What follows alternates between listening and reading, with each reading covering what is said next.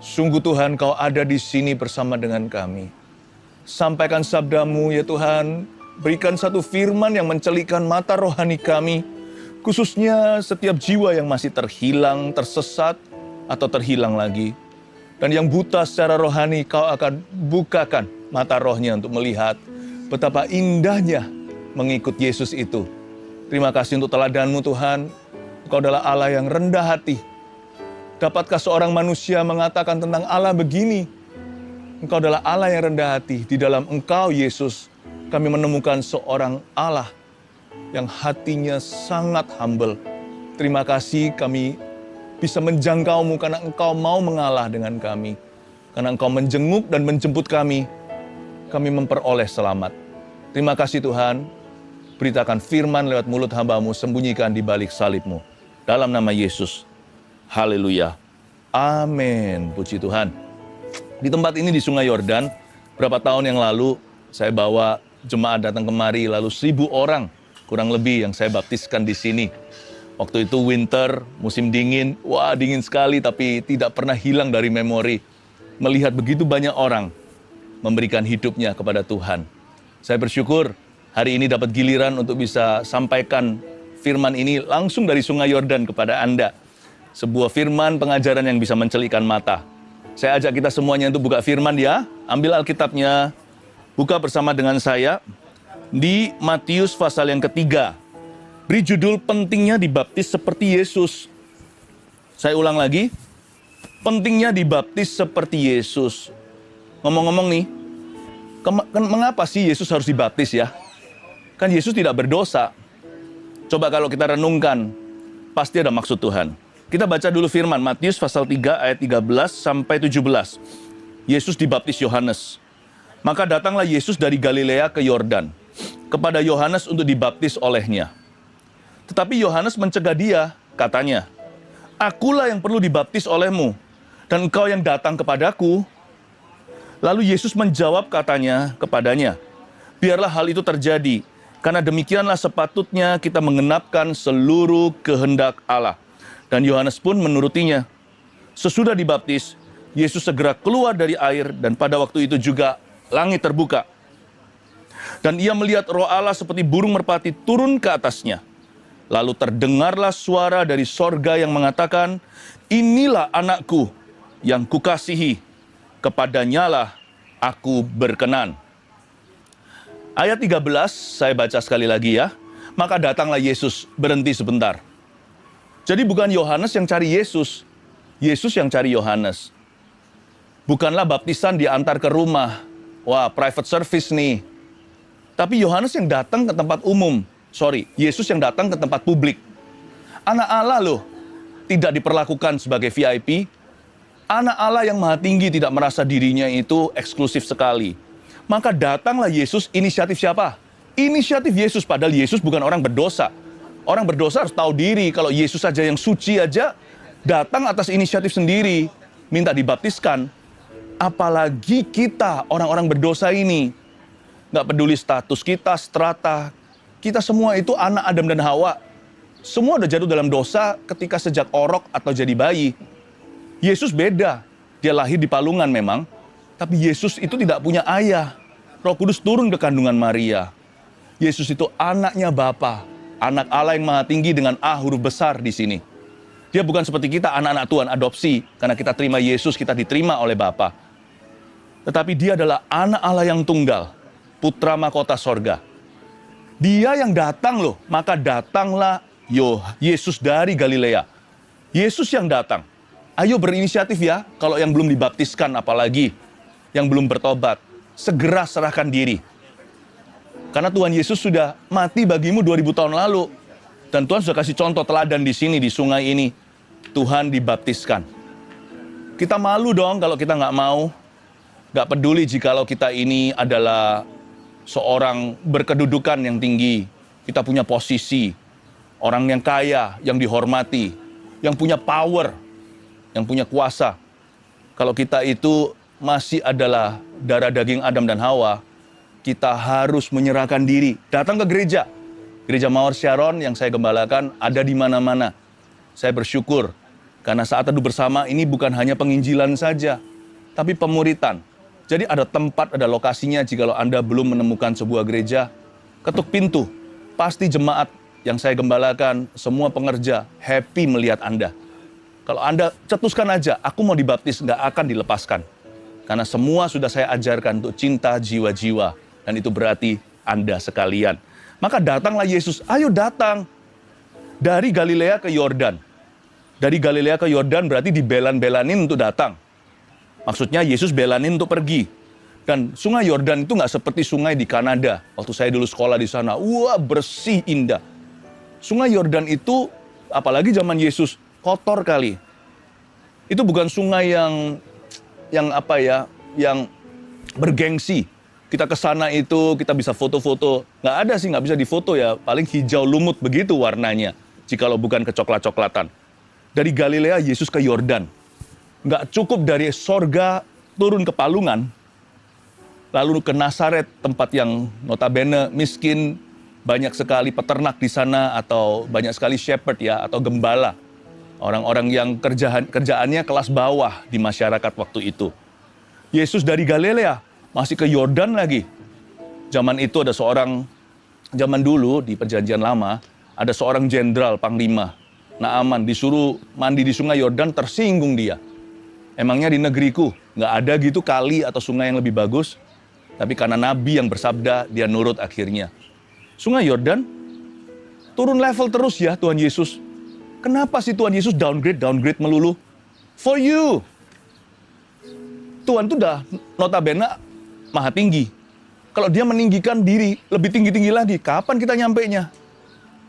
You and I, Anda dan saya nggak akan beroleh selamat. Tuhan itu loh, Allah yang rendah hati. Turun terus, terus turun. Merendahkan hati serendah-rendahnya. Serendah Palungan, serendah Yordan. Supaya Anda punya iman bisa mencapai teladannya. Tuhan taruh kuki itu ya. Kue itu di shelf atau ditaruh di rak yang paling rendah. Sehingga anak balita pun bisa menggapainya. Nggak perlu kita super rohani untuk bisa mengerti firman. Asal Anda haus dan lapar, Yesus akan menjemput Anda lewat teladan. Dan hari ini kita diajari, Yesus dibaptis, apalagi Anda dan saya. Dari Galilea dia ke Yordan, datang kepada Yohanes. Yohanes sekarang bergengsi karena dia sudah ada dalam buku yang paling laku, yaitu di Alkitab di seluruh bumi. Tapi zaman dulu, siapa Yohanes itu? Kalau kita mau dibaptis, kalau kita mau ikut Yesus, nggak boleh pilih-pilih orang. Oh, aku mau dibaptis sama pendeta A. Ya boleh sih kalau bisa ya kan? Tapi nggak ada janji. Karena pendeta hanyalah manusia. Manusia hanyalah manusia.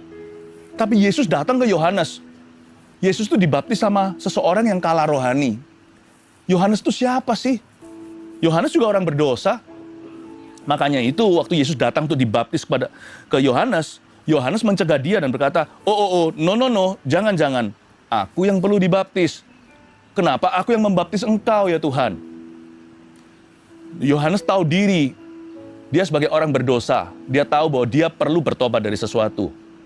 Yesus nggak perlu karena Yesus tanpa dosa. Yesus anak Allah yang suci. Tiada tipu daya di mulutnya. Kalau Yesus minta dibaptis sama Yohanes, Yohanes yang tercengang, terperanjat dia dan berkata, jangan. Tapi Yesus berkata, enggak apa-apa. Karena kehendak Bapa harus terjadi. Jadi kalau kita itu mau dibaptis, dan kalau mau ikut Yesus sungguh-sungguh, nggak boleh lihat manusia. Harus lihat Tuhan, harus dengar firman. Saya ulang, lihat Tuhan, dengar firman. Saya ulang lagi, lihat Kristus dan dengar firman-Nya. Yesus datang ke Yohanes, tolong dibaptis ya. Saya sekali lagi mau tekankan, Yesus dibaptis bukan karena Yesus berdosa. Kalau kita dibaptis karena kita adalah orang berdosa. Yesus dibaptis itu untuk mengidentifikasi dirinya dengan kita, untuk menyamakan diri dengan manusia. Yesus dibaptis bukan demi supaya disucikan dari dosa apa. Yesus dibaptis itu untuk dan karena Anda dan saya. Yesus kasih teladan, begini loh kalau mau ikut Bapa. Makanya Yesus berkata, nggak apa-apa Yohanes, baptiskan aku. Demikianlah sepatutnya kita menggenapkan seluruh kehendak Allah Bapa. Puji Tuhan ya.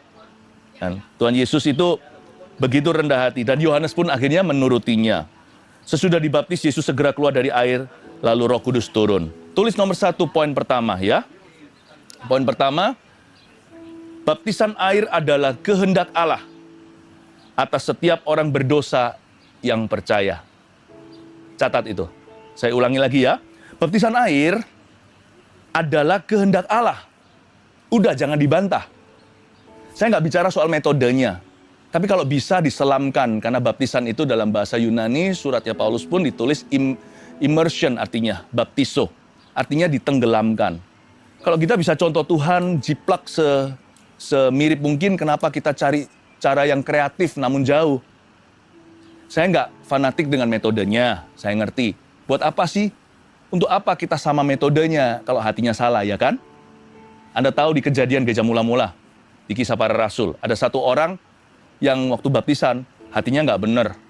Dia seorang ex-former atau seorang mantan penyihir atau dukun orang pintar saat itu. Lalu gereja mula-mula seolah-olah kecolongan atau kebobolan. Berarti tapi yang enggak sih, setiap orang dibaptis kan harus mengerti sendiri hatinya. Karena manusia nggak bisa lihat hati. Orang ini waktu dibaptis setelah keluar, masih bisa tawari Petrus lagi. Rasul-rasul termasuk Yohanes kasih duit. Berapa tuh pelayanan penuh Roh Kudus? Aku mau bisa tumpang tangan dan orang lain ngalami manifestasi seperti dalam ministrimu. Marahlah rasul-rasul itu, bapak-bapak gereja. Enyah kamu dan uangmu ke neraka. Kamu tidak dapat bagian dalam pelayanan yang sesuci ini. Hatimu salah. Saya ngerti, baptisan itu bukan metodenya. Metodenya pun bukan sakral. Tapi saya tetap memilih kalau bisa ya, apalagi kalau saya sehat. Saya mau dibaptis seperti Yesus. Nggak tentu harus di Sungai Yordan. Tapi saya mau dibaptis sesuai dengan pengajaran rasul-rasul juga. Saya mau ditenggelamkan, lalu saya keluar dari air seperti Yesus. Dan semoga Roh Kudus turun. Begitu kan? Bahasa lumrah, bahasa sederhananya.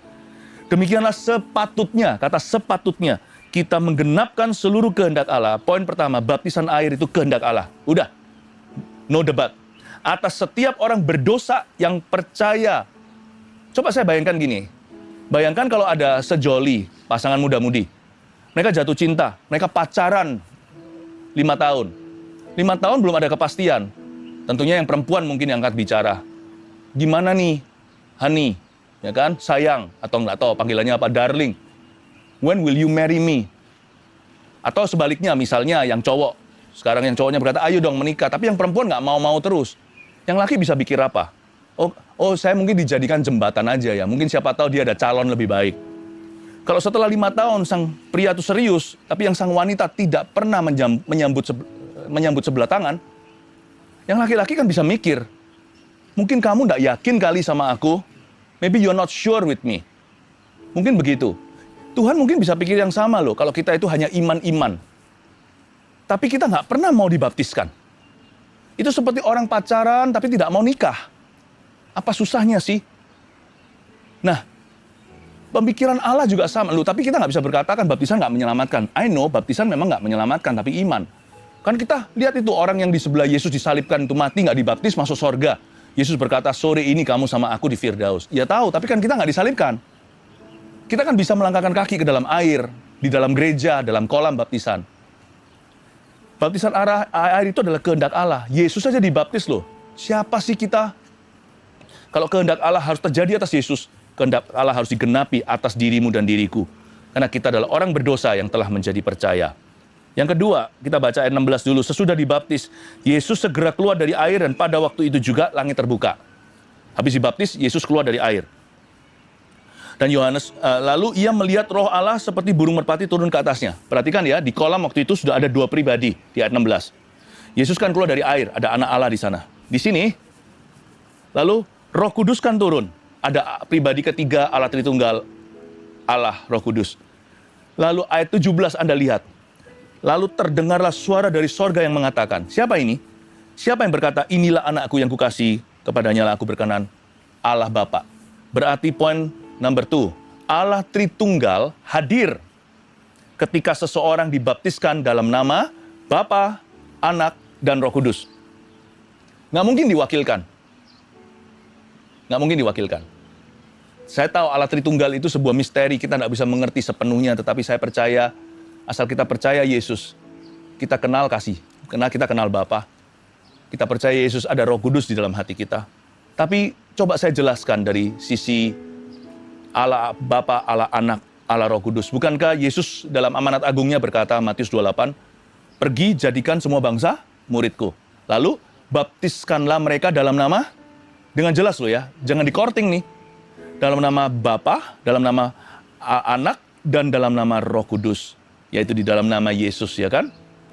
Berarti waktu dipanggil nama-nama itu, Roh Kudus turun. Dan ada suara dari sorga, inilah anakku, kepadanya aku berkenan. Mungkin kita nggak akan dengar suara seperti baptisan Yesus, suara audible dari langit. Udahlah, jangan nuntut apa-apa, yang penting taat.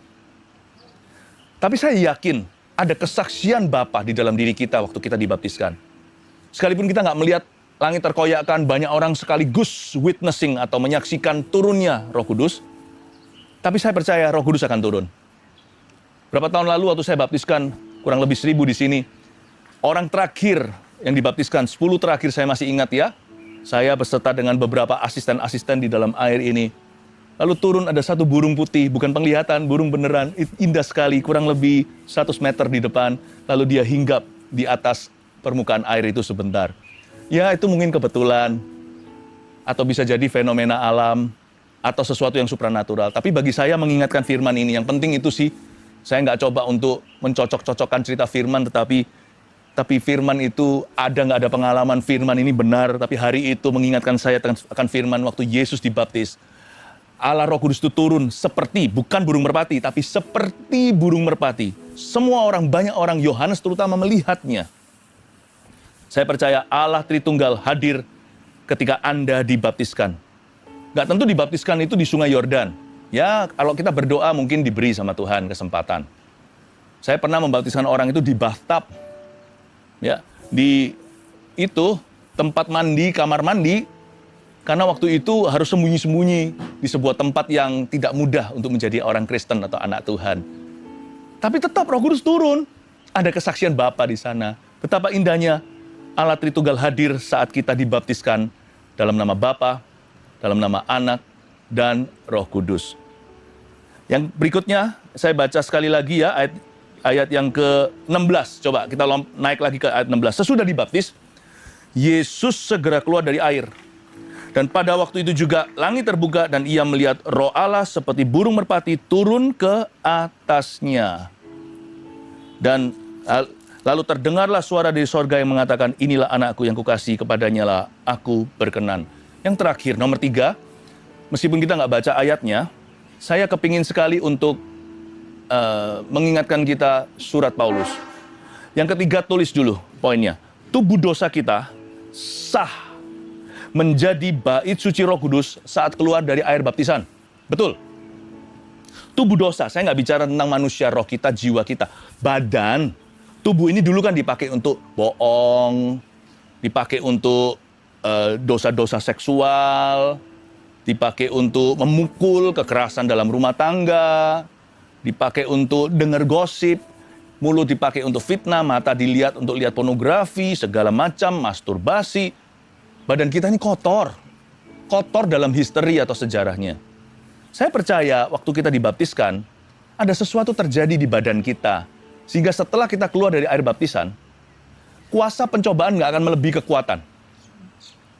Seperti bayangkan ya, ada pedagang kaki lima, lalu pakai secara ilegal tempat orang atau properti orang lain. Tempat itu sudah biasa, ribuan atau bukan ribuan, puluhan warung di situ, warung liar.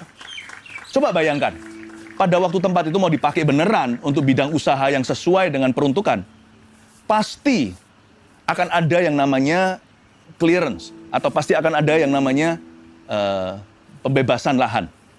Nah, pembebasan lahan itu perlu wewenang lagi, sekalipun suratnya udah sah. Nah, pembebasan lahan itulah bagi badan baptisan.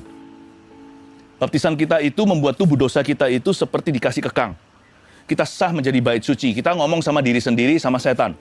Tempat ini memang adalah tempat yang aku pakai bersama dengan engkau. Tapi sekarang badanku adalah bait Allah, bait sucinya Roh Kudus. Ketika keluar dari air baptisan, Paulus berkata begini di surat Roma. Waktu kita masuk itu, kita disamakan dengan kematian Kristus. Itulah baptisan dalam kematian. Waktu kita keluar dari air, kita disamakan dengan kuasa kebangkitan. Kebangkitan Kristus terjadi pada waktu kita keluar dari air itu. Badanku mulai hari ini menjadi senjata kebenaran, Roma 12.